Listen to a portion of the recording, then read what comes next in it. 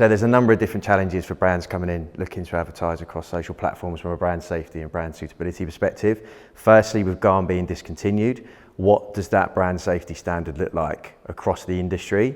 Who's going to determine that? Is that going to be set by the brand? Is that going to be set by the tech provider?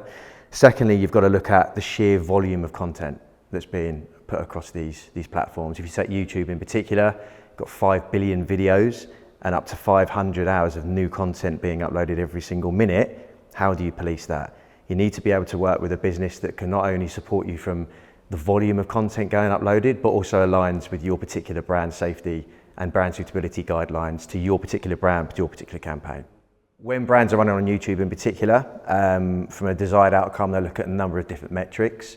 These can vary from simple just scale, so volume, so reach, from a branding perspective, the cost implication, but also KPIs such as view-through rate, working back to an ROI, so it might be an acquisition model, for example, but also attention. So there's a big focus at the moment on the attention metrics and incorporating that within the results.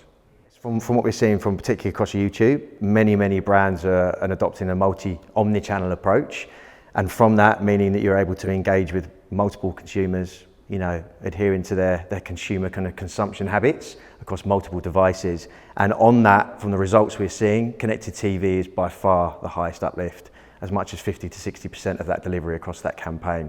You can then look at future learnings and strategies around that. If you wanted to pinpoint and do a CTV only campaign, for example, you can use the learnings from that and draw it in.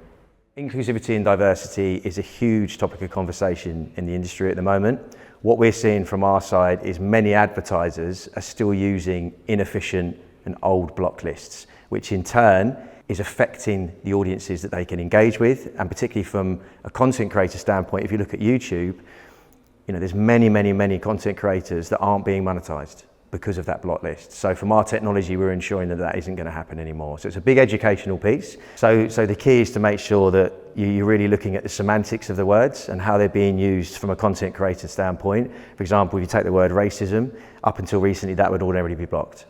But it could be used in a positive context. So it's making sure that you're just going a little bit deeper when you're looking at your exclusion lists.